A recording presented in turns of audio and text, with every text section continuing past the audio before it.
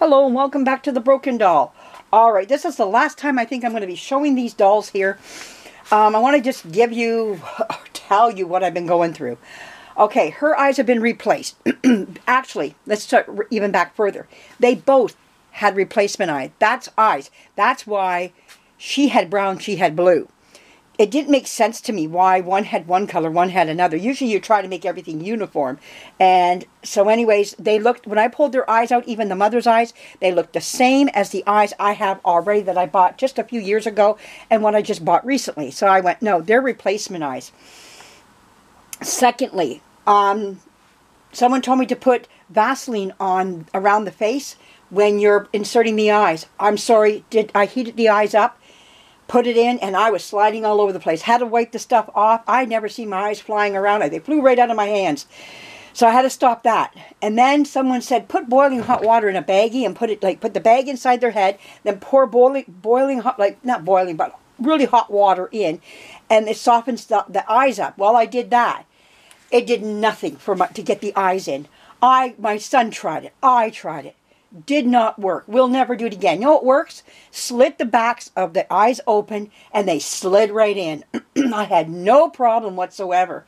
It worked like a gem. I seen somebody else do that years ago and they said don't be putting them through the front. They had a machine that spread it open and put the eyes in. She showed me the video and I went, oh my goodness, no wonder you can't put them through the front. You know, I know people are doing it, but they're taking a chance on the splitting of their doll, and I will never do it again. I will always insert from up, back, in behind the head. She says it's the best way to do it. She's been doing it for years. She said you have better control of putting the eyes in, and you can shape them so much better inside the head because you don't have the ability, once they're in the front, to turn them to the direction that you need them to go. So I understood that right away because when I had the slit open in the back, I could pose them how I wanted them to.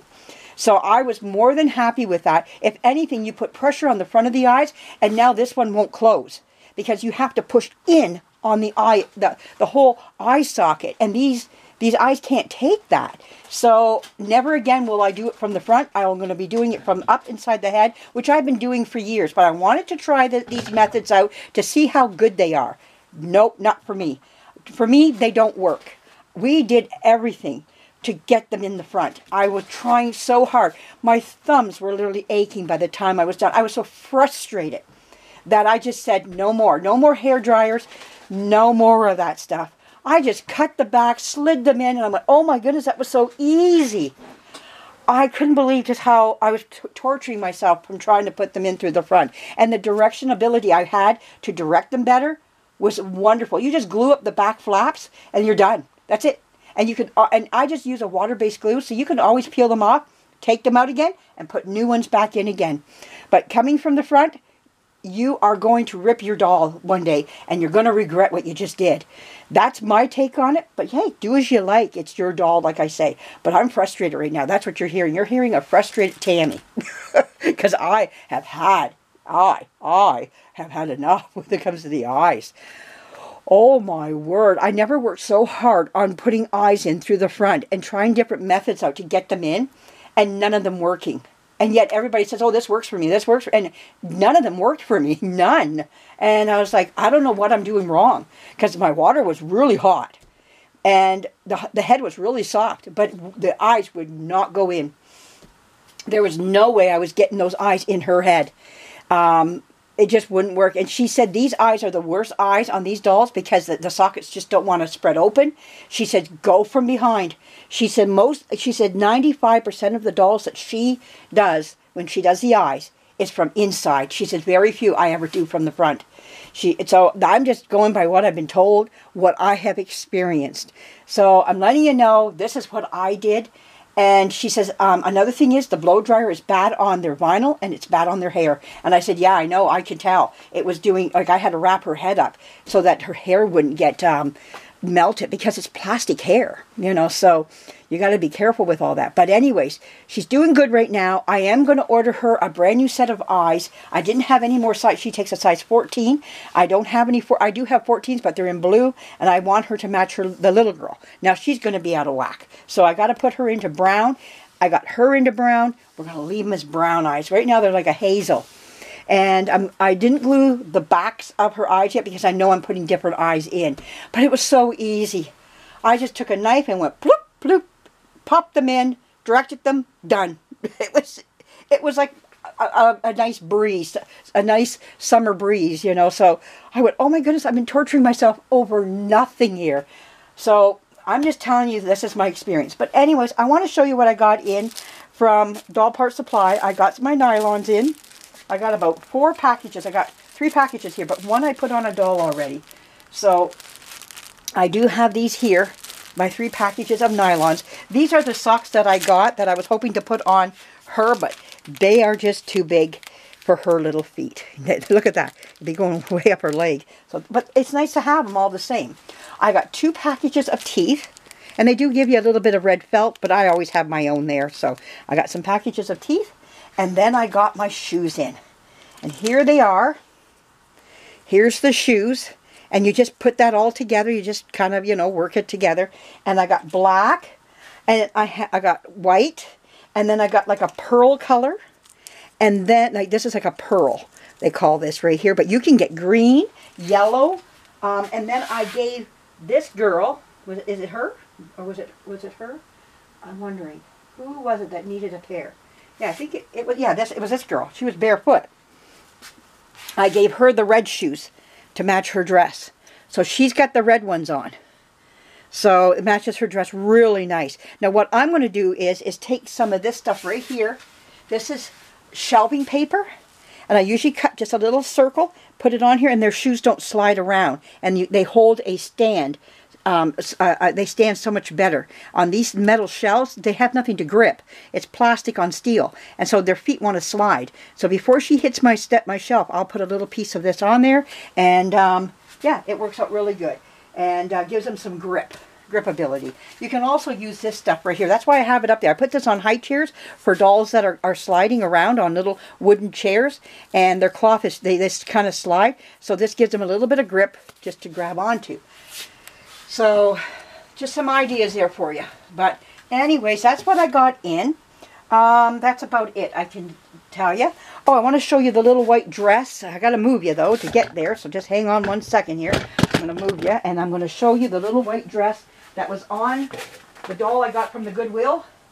And I'm just going to iron it up in the next few minutes here. But here it is, all cleaned, looking nice and white.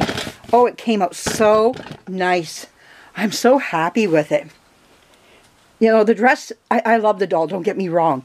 But I love the dress more than I do the doll. I'm going to be honest with you. The doll is nice, don't get me wrong. I like the doll, but I love this dress. These are hard to come by, these dresses. And they're getting harder and harder to find. And when you find them, oh, you grab them. And especially this small. This is a size that I don't get too often. I get bigger ones, but I don't get these smaller sizes. I would actually like this even smaller. But, yeah, very nice. I was reading an article that a lot of the mothers would buy these dresses and then do the embroidery work themselves. Now, this is probably not the case. I'm not saying this one is. This one looks like it has like a little Easter basket on it. That's what it looks like, a little basket of some sort. I don't know. But anyways, they would buy the plain dresses, and then they would all sit with their hoops and on a Sunday, and they would embroider their whatever pattern they were working on. And yeah, I thought that was kind of interesting how they would do their own embroidery work. But no, I just love these dresses. So this is getting ironed up tonight, and hopefully some doll will. I was really hoping to get it on an F&B baby, but it's way too big for an F&B. It actually goes on a bigger doll than them. So, which is too bad, because I would like to, I'm looking for dresses like this for them. But this is even too big for them. They're too narrow in this area here.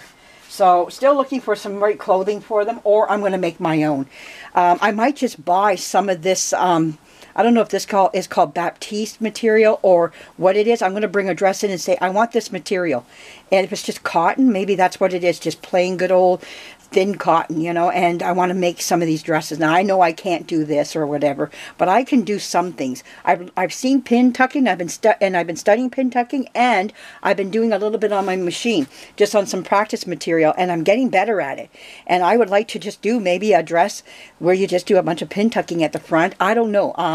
I got some patterns here, things you just got to go practice by yourself on your own. And I've been just taking little pieces of material and learning how to do it, watching videos about pin tucking and whatnot. So it's really quite interesting.